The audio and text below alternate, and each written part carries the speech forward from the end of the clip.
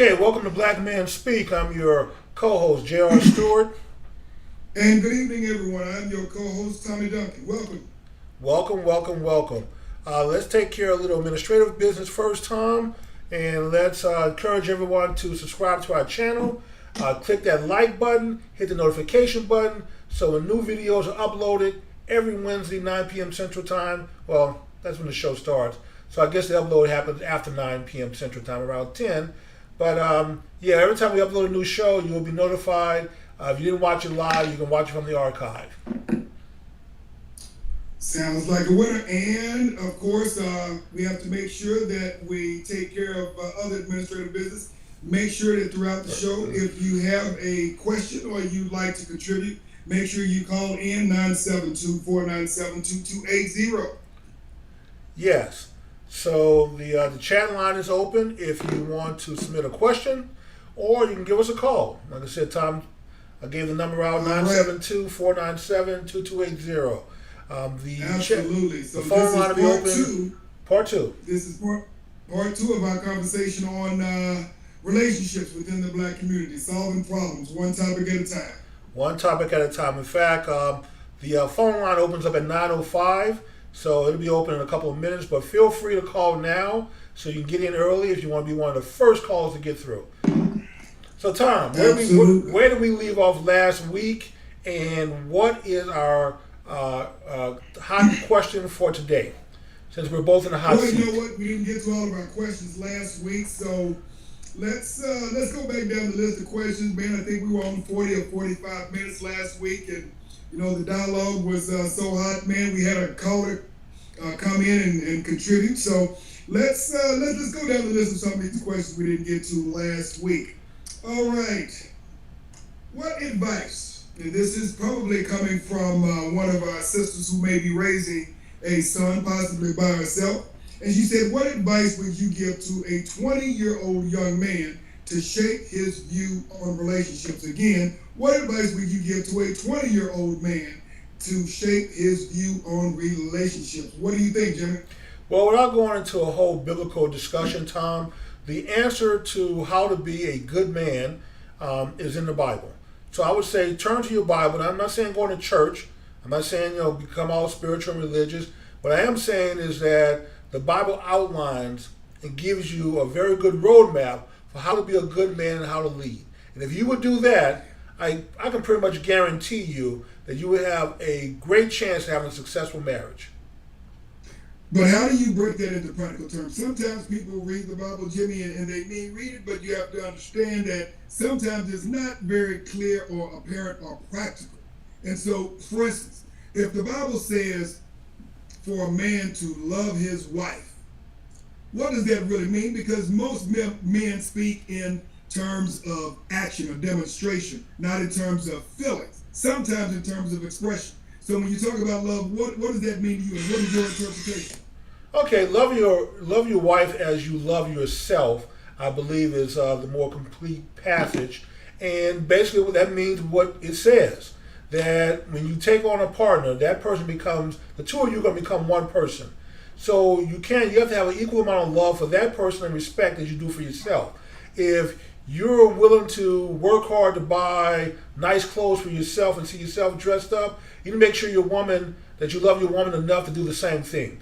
If she wants to have children and raise a nice home for you, encourage her in that pursuit.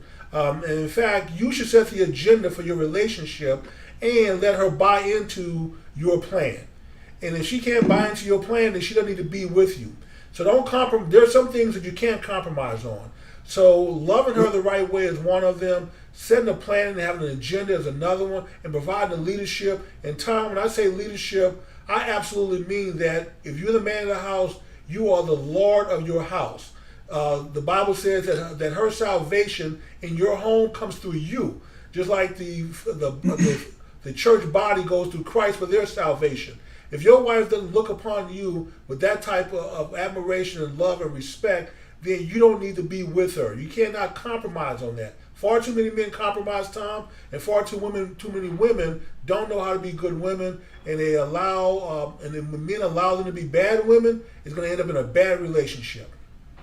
Well, Jimmy, I think that's all very, very good advice, man. And I'm going to probably simplify because I know you're kind of an ivory tower type of guy, man. You've Please read do. so many books, so I'm going to probably break it down to some of the younger guys who just want some basic practical advice in terms of what some of us men who've been out there for a little while have learned. And I'm going to say this: there's someone who said a while ago. As a matter of fact, it was a minister who was a minister of our own fraternity who said, you know what? Just because she looks good in itself, it doesn't mean she's going to look good in your family picture. That's correct. What that means to me is just because a woman may look good to the surface level, because men are very visual creatures, we were designed to be visual creatures, doesn't mean that she's going to be a good wife.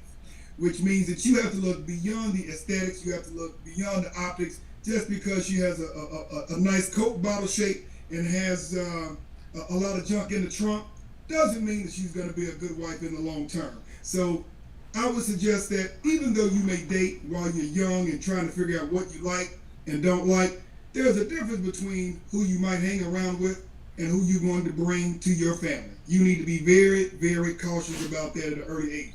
Second thing I've learned, and this came from one of my very best friends, he said, you know what? If you listen, and I'm talking to women, if you listen to your man, you can get everything you want, but the key is you have to listen. What I'm trying to say is, if you have a good woman, she's going to listen to you. She may not agree with everything that she's saying, but she's going to respect you if she does enough to listen to what she has to say. And I would agree with you 120%, Jimmy. If she cannot follow your lead, you need to move on. At the end of the day, if a woman cannot follow your lead, you need to move on. I see too many people, and I see a lot more young people seeing this, where you have the woman leading the man. Yes. You have a woman leading the young man into the church. You have the boy sitting in the car while she's pumping the gas. Now that's another problem altogether. We can talk about that a little bit later on. But if she cannot follow your lead, you need to move on. I don't care how good she looks. I don't care how good she feels. I don't care how good she smells. That is true, Tom. I'm going to add one more thing to that piece. By nature, women are very insecure. And you cannot be an insecure man trying to lead an insecure woman. You have to be the rock. You have to have the confidence and to know that you are a leader and that you're going to take care of your responsibilities, take care of your family, and secure her and those children, so that way she doesn't have to challenge your authority.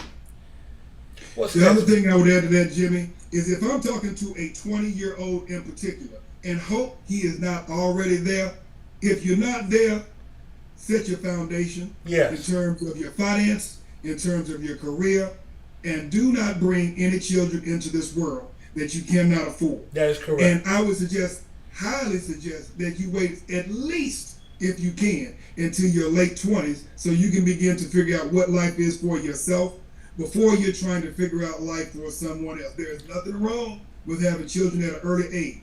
But if you have not figured it out, if you don't have a vision, if you don't know where you're going, and more importantly, why, you need to wait for marriage so you can take care of yourself, and you need to wait to have children. I agree 100%, Tom. What's the next question? Next question. Should people stay in bad marriages for the children? Or is that move detrimental to the child's value system? Should you stay in a bad marriage? You had children, then things went south. Should you stay in marriage for the bad? Should you stay in what you consider to be a bad marriage for the children? Okay. And that's a complex question, Tom. And I'm going to say that no woman should stay in a bad marriage, period. But with that being said, if you're in a bad marriage, that means you made a bad decision up front. And so you bear some responsibility for that. So do not partner and follow a man who's not a good leader, who's not responsible. The signs are there. You can't tell me that these things did not manifest themselves until after you said I do and you had children. Now, if you're the kind of woman that somehow cannot juggle life, career, children, and a husband, something has to give. One or two of those balls have to fall. Okay, well, you can't fail the children, and you should not fail your husband. So mom and them, family, sorority, business club, job has to go. You have to prioritize your life and give and dedicate your life to your husband and then secondly to your family. All too often I hear women, I put my kids first. No, that's the wrong answer. You're married, you have a husband. Your husband should come first. Your kids should come second. Your priorities are all wrong. And if your priorities are wrong there, they're probably wrong in other places also. So I don't believe in bad marriages, Tom. I believe in bad decisions that when people make going into a marriage. Don't make the bad decision up front, and you don't have to worry about having a bad marriage on the back end. Absolutely, Jimmy. And then in a lot of cases, you will find that a lot of those bad marriages started out because they were looking for the wrong thing. Yes. And when I say looking for the wrong thing, a lot of times that means you were looking for someone to fix a problem that was not their responsibility to fix in the first place. Number two, a lot of people get into a bad marriage because they are procreating before they have made a decision as to whether they are the right people for each other. Yes, that is 100%, Tom. And then with that determination, trying to determine if this is the right person for you, please, please, please involve, if you're young, please involve your family, other members of your family. There used to be a time you used to bring your person that you were dating or courting around your family to get their approval, because older people can see things that maybe you don't see. The way he treats you, his interaction with you. And they'll let you know if this person is good for you or good to you, or that is somebody you shouldn't be with at all. So listen to the older people in your life, your families, and then let them invest in your relationship. So that way when you run into some trouble, if you decide to get married, you have your family and his family that you can call on for advice. But when you don't involve family, you can't call on anyone for advice, because they're going to feel like, well, you married this person, you didn't get my opinion before you married him, now you want to get my opinion about something. So have your family, both families, invested in your relationship. Your success becomes their success. So Jimmy, let me ask you this. How do you do that? Well, not literally, but how have we gotten caught up into doing that, where we're making a decision that's going to affect both families without getting their consent? Because in a lot of cases, you'll find, Jimmy, and that's just not to say that there is no validity to Romeo and Juliet, and sometimes your family may have issues that may not be in your best interest in terms of finding a potential mate. But when we look at an African-centered philosophy when it comes to marriage, you are not bringing two people together in order to produce the next generation. You are bringing two families together. And in too many cases, unfortunately, your elders of your families have no insight that's being given to say, you know what? I've been there, done that. Right. I can see where it's going right now. We need to have a conversation about this so you can fix these problems before you introduce them to our family and then obviously to children that you're going to bring into the world. That's true, Tom. And with that being said, sometimes young people just don't realize that their grain of sand problem is not a mountain. They think it's a mountain. All they see is they can't get past it. But older people who've lived some life can look at it and say, girl, boy, that's not a problem, and try to coach you through getting through that. But if you don't have that, your little grain of sand may become a mountain because you allowed it to become. So you need, like you said, you need to involve the elders of your family, both families. You're bringing two families together when you combine two people. And if the families are not involved in the process on the front end, chances are they're not going to want to be invested on the back end. They're going to be basically digging up the poop that you produced. Yes. So we need to get back to that custom of bringing people that you're dating around your family for not necessarily all for their approval, but if you decide to get married to this person, you have to realize that you are merging two families. So your family should have some say in this. Not that they can veto it, but both parties should listen to what the families have to say, because hopefully they're giving you advice based on their wisdom, and that will help you in the long run. And then on top of that, hey, if they gave their seal of approval and they blessed this union, hey, they're invested now. So when you start having some problems, financial, child raising, disagreements here over the trash, washing dishes, whatever it is, sex, you can call on your family members now, your elders, who can give you some advice on how to deal with things like that really are just a grain of sand and not worth spend a whole lot of time destroying the foundation of your marriage over. Yeah, absolutely. And Yeah. for those of you, if you'd like to ask a question or contribute to the conversation, remember 972-497-2280. That's 972-497-2280. We're going to go ahead and go to the next question. How do you fix the plight of the one-parent household that is now predominating the African-American community? 70%, 75%, correction, of our households now are being run by a single-parent household. Overwhelmingly, those are female single-parent households. How do we go about turning the corner on that? Jimmy, we've been coming up this ramp for close to 50 years now. It's been getting worse. And the reality of it is we are dealing with catastrophic results, not just for young boys who are being raised predominantly and primarily by their mothers, but young girls who are being who are being raised predominantly and primarily by just their mothers. Big problems. So, Tom, you hit the nail on the head with one of your earlier answers. This is someone calling on the hotline. So All right. Let me answer this real quick. Unfortunately, the notification is showing up on your screen, Tom. What's happening? Oh, the notification for the phone line was showing up on your screen.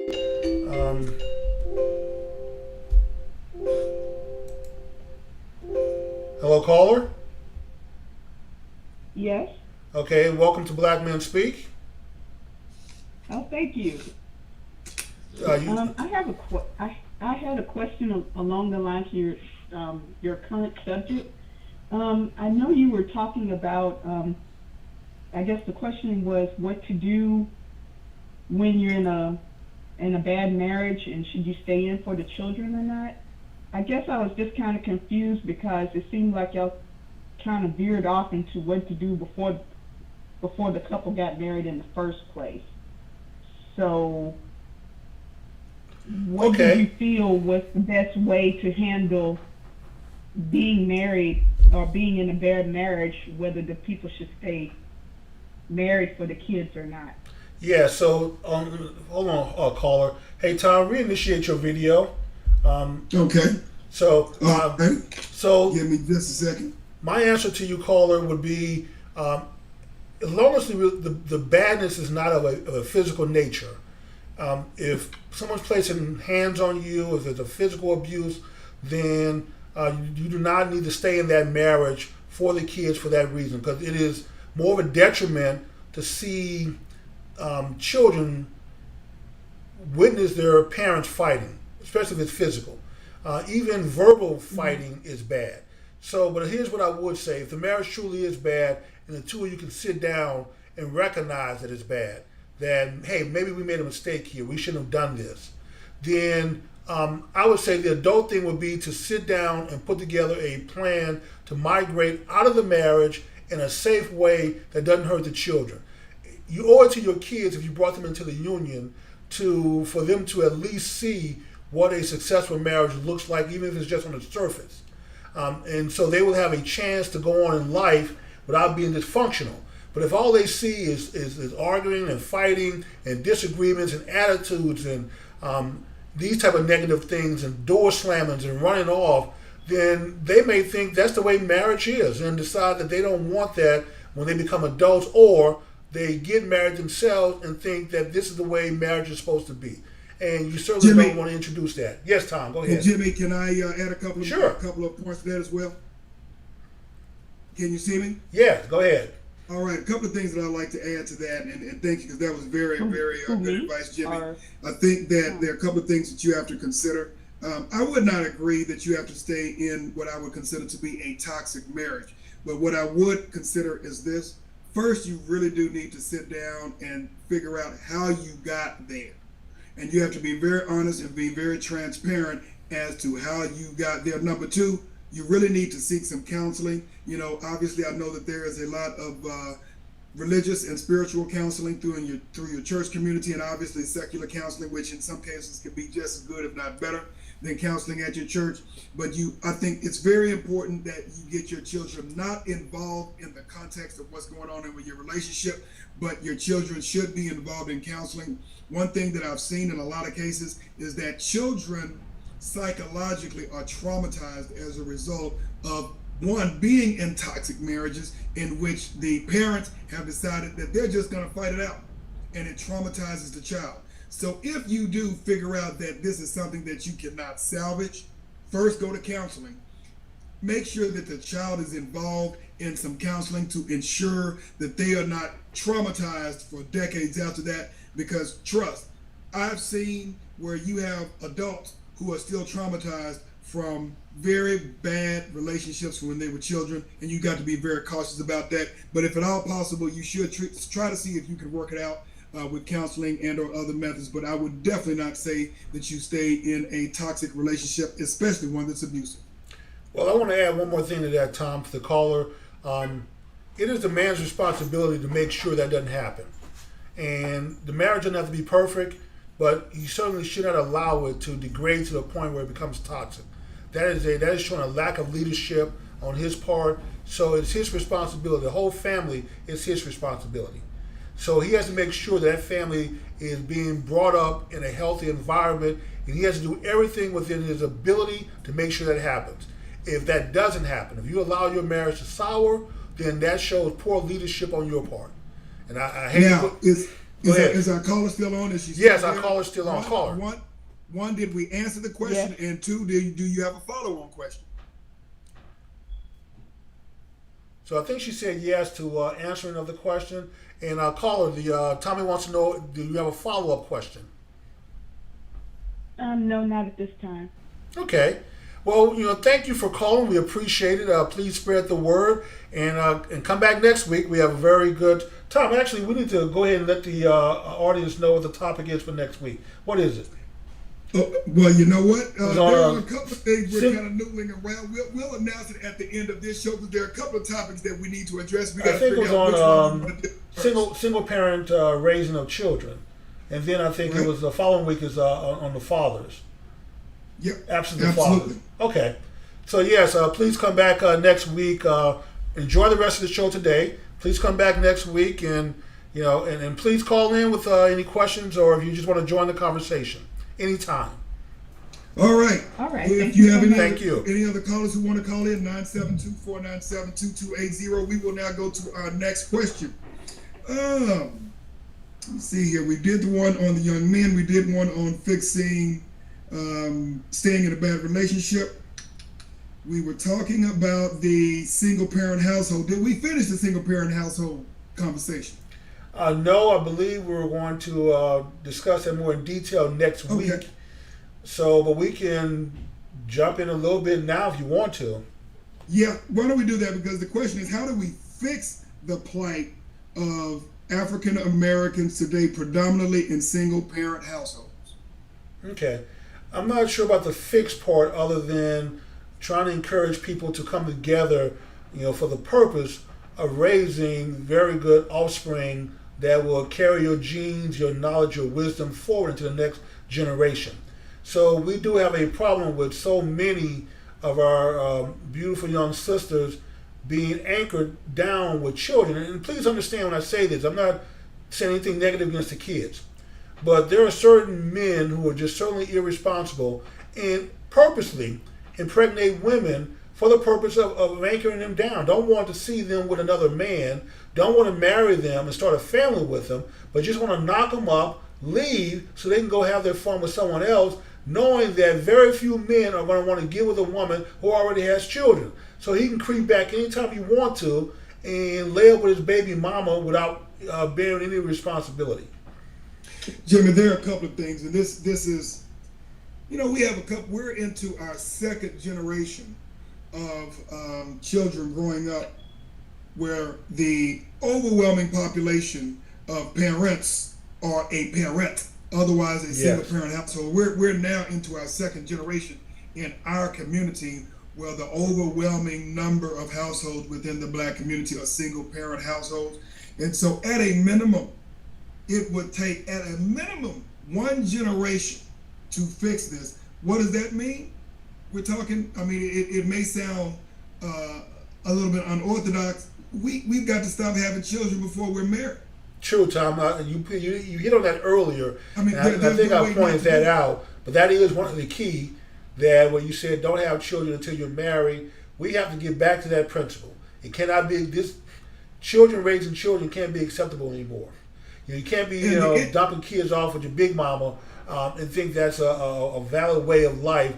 We have to shame our people in public to get back to a point where there is some stigma to having children out of wedlock. Now, I can understand if you were married and your husband died, or you're a widow or widower, but this is not the case for most of our young people who are having children. And Jimmy, this is something that you brought up during our last conversation last week on relationships. And you talked about what marriage is and what marriage isn't. And we're even going to the Bible. It does say husbands love your wives. It does say wives respect your husbands. But when you get down to the practical side of it, whether it's in America, whether it's in Africa, whether it's in Europe, whether it's in Asia, people come together, they get married, they create the next generation. Correct. And the next generation. And they also transfer wealth, or they build a legacy. And so they're thinking about the next century in terms of where they're going, and then they are developing their children.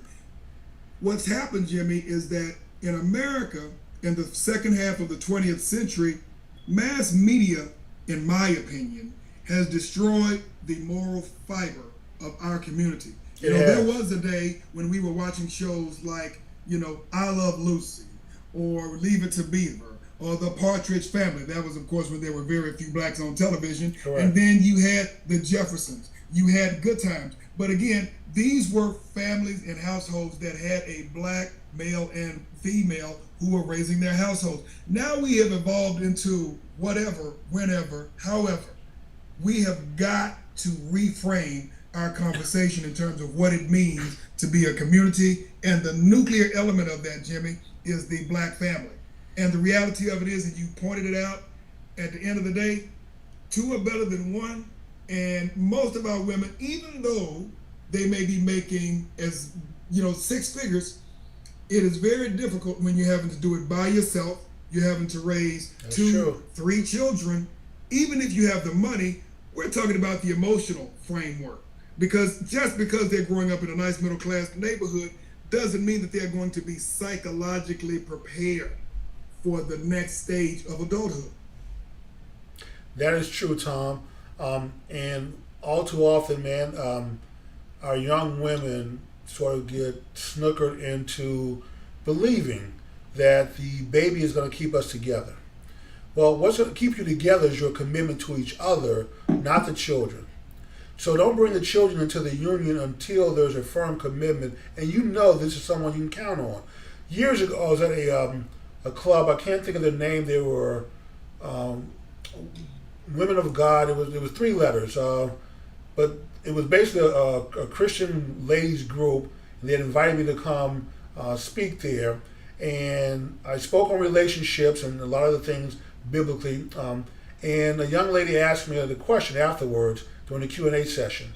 She wanted to know, she said, she was dating this guy, they were living together, they had a child together, then they had a second child, and she worked, she paid the bill, she took care of him, and then he left. And she wanted to know what was my opinion, why do I think he left? Well, my question to her was, why would you have 2 children for a man who's not working? That he doesn't love you enough to commit to you before friend, family, and God, make a commitment to you? He doesn't love you enough to go get a job and provide a paycheck and some security before you bring children into the world? But Jimmy, this is my question. Why would a woman who is working have children with a guy who's not? Thank you. So that is a problem right there. And the first one, she says that he wanted the first child. Oh, baby, I want you to have my child. Okay, well, if you want me to have your child, go get a job. Let's provide me with a home for that child. In the event I want to stay home and raise a child, I need to know that you can take care of us. You know, it doesn't have to be much of a house. It could be whatever you can afford, but at least demonstrate some willingness and some ability to provide something for us that if in the case I'm not working. Jimmy, can we give the sister some advice here? Sure. If you are with a man who is not going to take care of you, what makes you think he's going to take care of the children? And chances are, and I had to tell a young lady frankly, that you probably still had time for him working, coming home, cleaning up a house, cooking, taking care of a child. You probably still had some modicum of time for him. When child number 2 came, you probably had no time.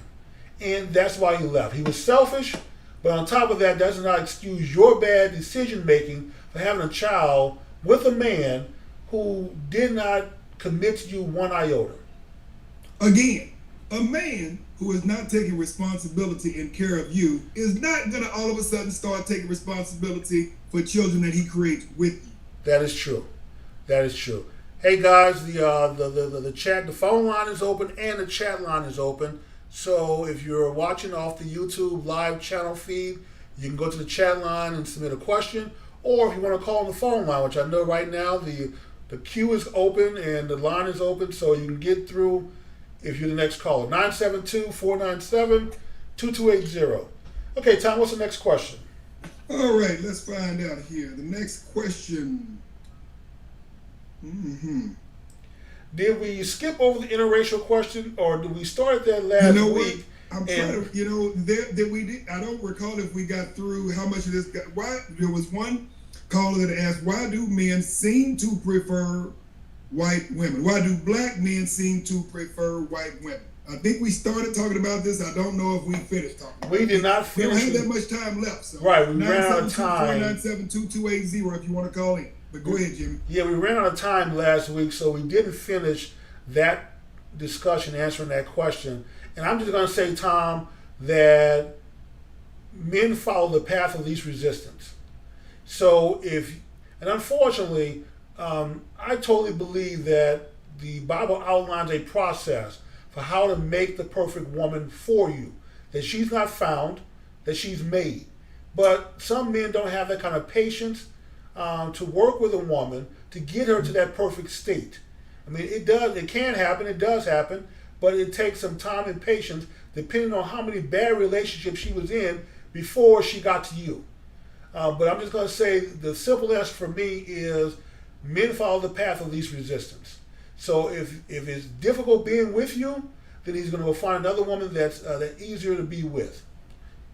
Okay, I'm going to put it in simpler terms. Jimmy's got a very high IQ, so I can't go into the ivory tower all the time. Sure you can, Tom. You're pretty smart yourself, man.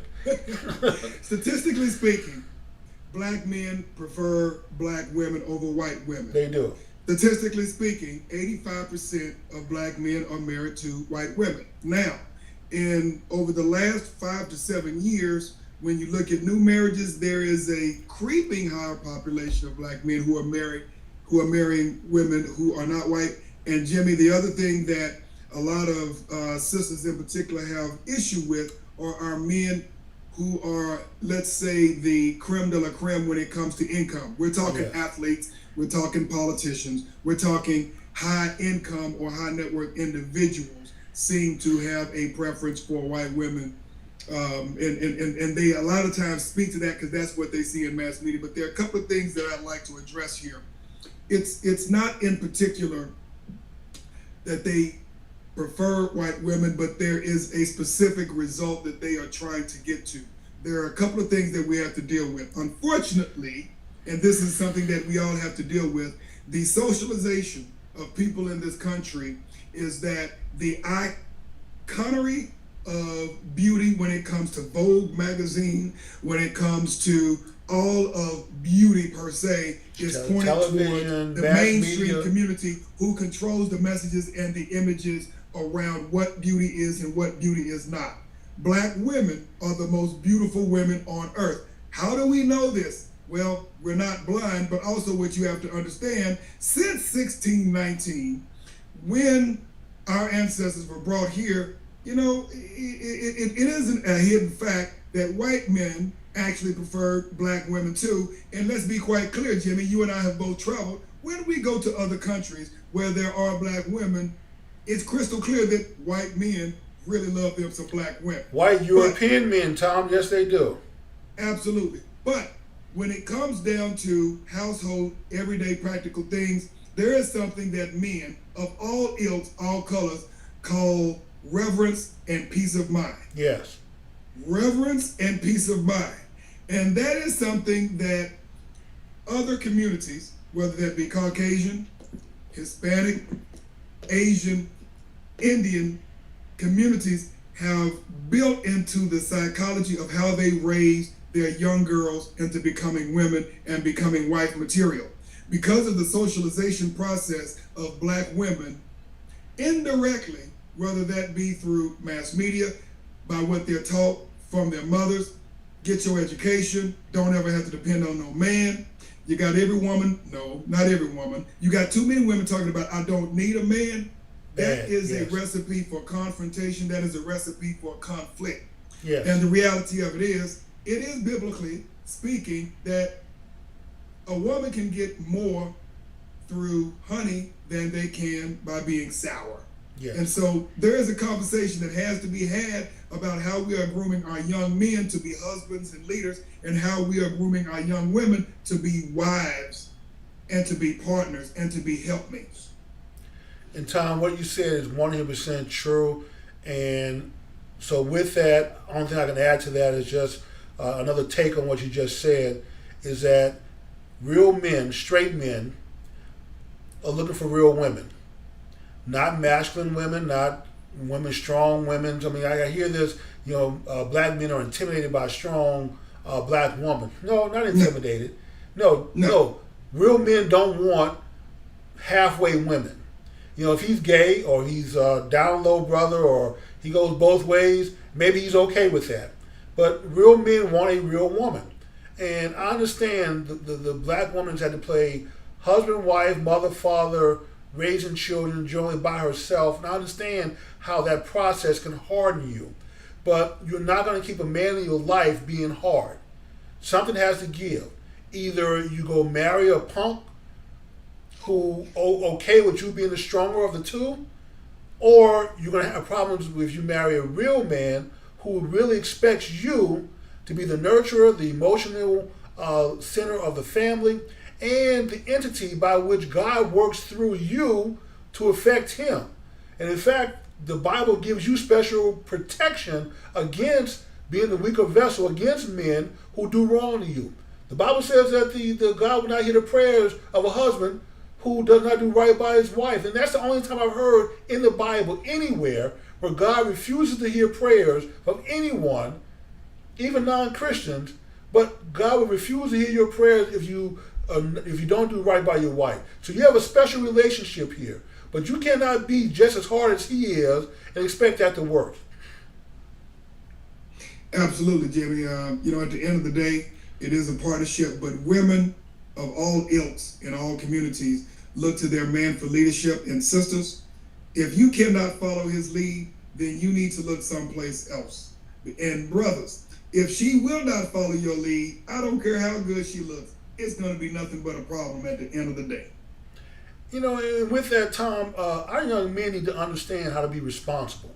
When you take responsibility for a family, for a household, that means you own the problem. You don't share the problem. It's not her responsibility, it's your responsibility. So make sure that you deal with any insecurities that your wife has by making sure that you are the most secure entity and peace in her life. That she knows without a doubt that she can count on you to support her in business and school or whatever decision that you guys make that affects her. So if she wants to work, great. If she doesn't want to work, she shouldn't be required to just to pay bills that you're responsible for. You may have to downsize your living accommodation, but if that's what you have to do, then that's what you have to do. But make sure that you can take care of the house and your living costs by yourself. If you have some help, great. If you don't, then at least you know it's taken care of to the degree that you can provide for it. And if you can't do that comfortably with a smile on your face every single day, then don't do it. Don't go down that path expecting, oh, well, I make good money, she make good money. Together, we can have this great life. No. You make good money, she makes good money, and you can have the life that you can provide, and you can have the savings and wealth accumulation that she can provide. Oh, you know what? We forgot one more question, Jimmy, Okay. if we have time, and then we'll close out. We have time for one more question. Why do black men have such a hard time being in a relationship with a woman that's more successful? And for clarification, that typically means more successful in their career, obviously making more money, bringing in more income into the household.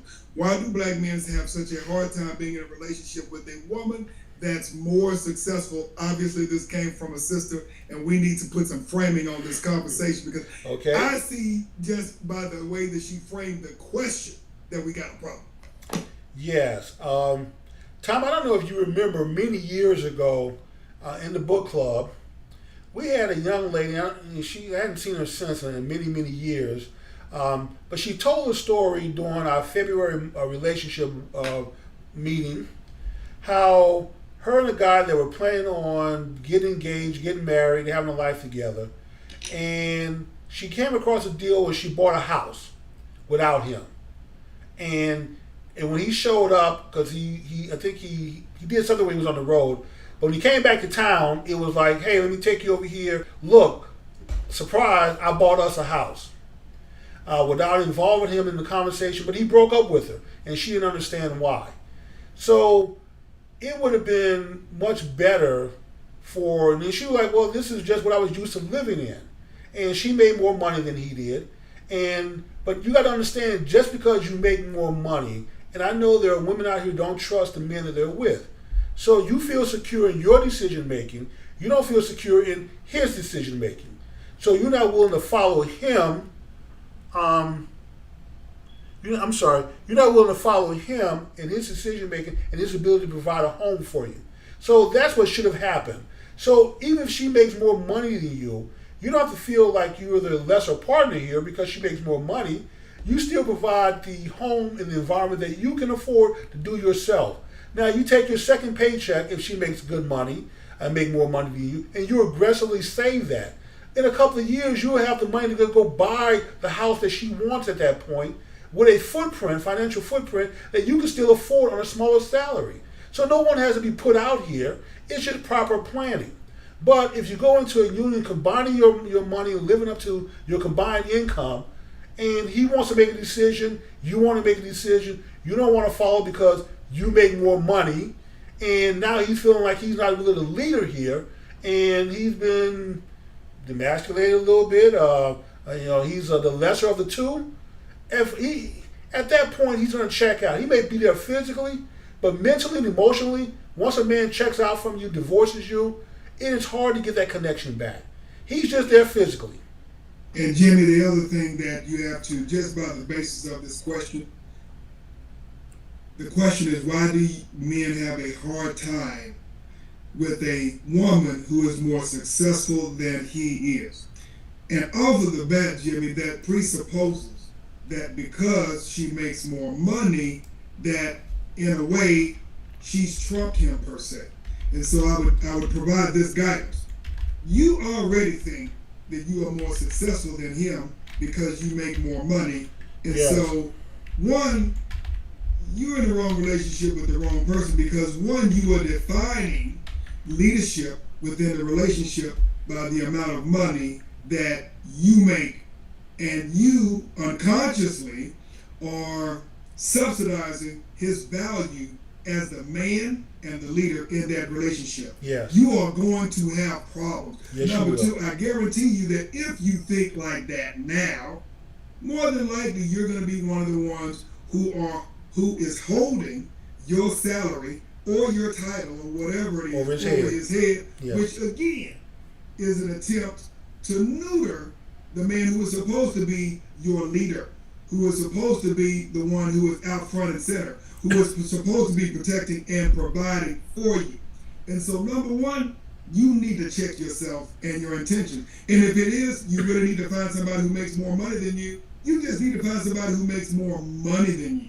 Yes. But some of the biggest problems that we have is the fact that women define their leadership by their title or how much money that they're making. There's nothing wrong with that. But if you are defining yourself that way, you don't need to be in a relationship with someone because you have determined that your level of respect for this man has to do with the amount of money that you're making or the title that you have. I guarantee you, you are going to have problems because you should not measure the value of your relationship based upon what's going on in corporate America or your business with what's going on in the household. Because I guarantee you, 99 times out of 100, a man is not trying to have that conversation with you in his household, which is his kingdom, which you guys are supposed to be sharing and building together. That is true, Tom. We got a comment on the chat line. The comment is, black men have to lead the way on changing the dynamic of the black family. Until black men step up, black women will not relinquish her role and strength. Her role of strength. So I'll let you start off and then I'm going to finish that. But reread that response again so I just make sure I have that. Okay.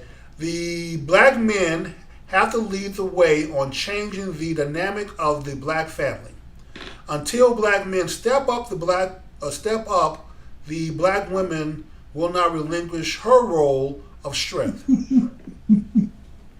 Okay, I'll let you start off on that. Okay, and I can agree with that. Black men, leadership means that you need to demonstrate first. Stop asking for women to get right before you get right. So I understand what the person who sent the comment in is saying, that you need to lead first, and if you lead and do it properly, then it's easier for women to relinquish their role of trying to be the leader and be the strength provider. Now, with that being said, I know that's what I've heard that comment before, but trust me on this, Tom, it is very difficult to get a woman to that state. Not impossible, but it's very difficult. But you have to be patient and you have to continue to provide good leadership because she is being driven by insecurity. Women by nature are insecure about their looks, about their finance, about family, about a whole host of things. And the more bad relationships they've had and been in before you come along, the more difficult it is to overcome that insecurity. But if you don't overcome it, you don't find a way to help her overcome it by being the rock in her life, being that entity that she know that hook or crook, through whatever means, that you are going to take care of her and have her back through everything and all things. Then she can relinquish and then become a good woman to you because she doesn't have to worry about her own survival anymore when she knows she has someone in her life that's going to look out for her. Good points, Jimmy. So there are a couple of things. I will agree with you. I will agree with her. Is that in too many cases, too many of our men have failed our women, yes, have failed their families, and therefore have failed our communities. What does that mean? That means that they've not taken responsibility for standing up and being men. What does that mean? In a lot of cases, in too many cases, they grew up in a single female-headed household, yes, and therefore they did not know what it means to be a man. And unfortunately, a lot of those mothers felt that they had all the tools to raise these boys, but once they got into their teens, their 13s, their 15s, and their 16s, they realized they had a different animal on their hand than what they thought. yes. And by that time, it is extremely difficult to turn that corner. There is the issue of the feminization of our young boys into men, which leaves them, unfortunately, very incapable of leading because they are leading based upon the premise of what they see in their mothers and the women in their family, and so they're looking for someone to lead them. And then you have, on the other hand, young boys who are overcompensating for what they think is manhood, which means I'm physically strong, but I am mentally weak. I am looking for some woman to fund me, take care of me. I'm looking for a sugar mama. That is not the definition of a man either, even though physically you may be strong. Now, the other thing that we have to have a conversation with these sisters about, and which is one of the biggest problems that we have, is you know what? Good luck with that in terms of relinquishing control. Because number one of the biggest issues that we have is this competition for power and control Yes. in our kingdom. And when I say our kingdom, if you're looking for a man to lead, let him lead. But the issue that we're having is we're having too many problems fighting for power and control, and that is not the model that was built. No, we it's have not. a lot of folks who want to talk about what's going on in the Bible, but when it comes down to practice, not theory, it is not happening. That is true, Tom, 100%, man. And that is one of the biggest issues when black men and women come together. You're right, that battle for control. And there are a lot of men, and we know a few, who just accepted the dominance of their wife. And they are And not let's be happy. quite clear, Jimmy. The man is supposed to be strength of the house. The man is supposed to be the strength of the household. Yes. The woman is supposed to influence, which is a different type, but just as much power. She has the power of influence, while the man has the strength. We have women out here looking for power. That's Yes. not what we should be looking for. And Tom, the men that we know who are married to women like this, behind scenes, when they can talk privately and openly, they are not happy. No, They sir. wish they could get I've away not from the met one. situation. But they're too in debt, they're too committed to their children to just leave her. But they are not happy. So women, if you come home and your man does not talk to you, engage with you, interact with you, and he's in front of the PlayStation or television ignoring you, then you have a problem. He is there physically, but he's not there emotionally or mentally. And let me put this out there, Jimmy. I'm not going to say I hate to do it. There's a reason why you have businesses of pleasure. Oh, Because at the yes. end of the day, if a Full man of married does men. not find pleasure in his household, he is going to find it someplace else, even in spite of the fact that he is not happy at home. And Tom. he is trying to ensure that his children has a household that he is contributing to. A lot of men put up with hell in their household, but they've got to find some peace of mind someplace. Yes. Because I can tell you this for sure. Strip clubs are kept open by married men. By not married single. men, Tom, who are dumping hundreds of dollars per session into these places, taking money and wealth away from your family to provide some temporary pleasure that you should be able to get at home. Absolutely. Just peace of mind. And so the question is, where do you want his investment to go? That is true. Very good point. And so when you start talking about we're not going to relinquish our power, look what you're losing.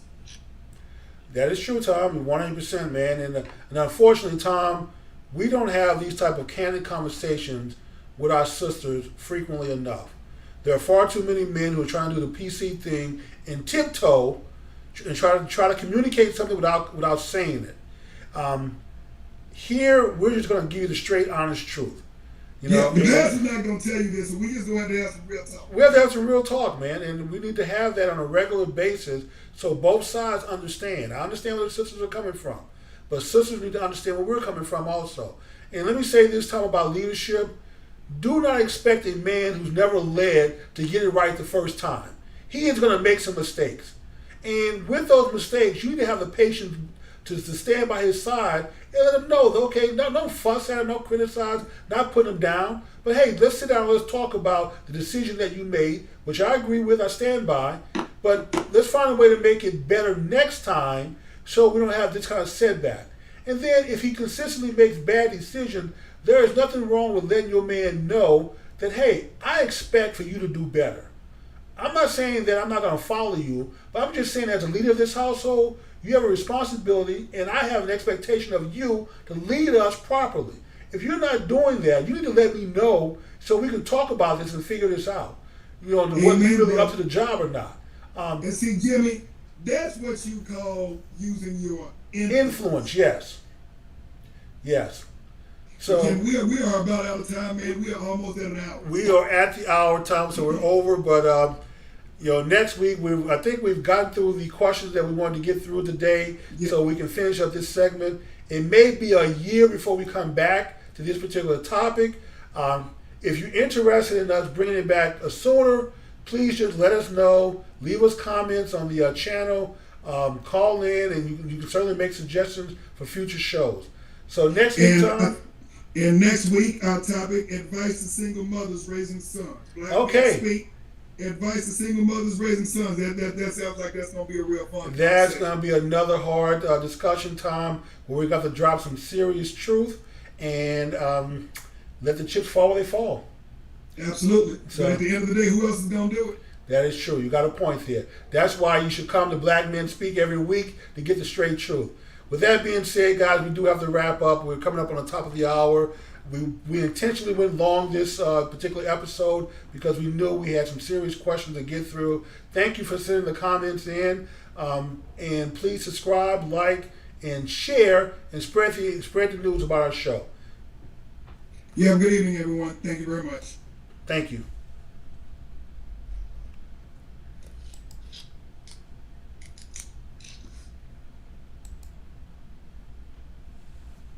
Okay, and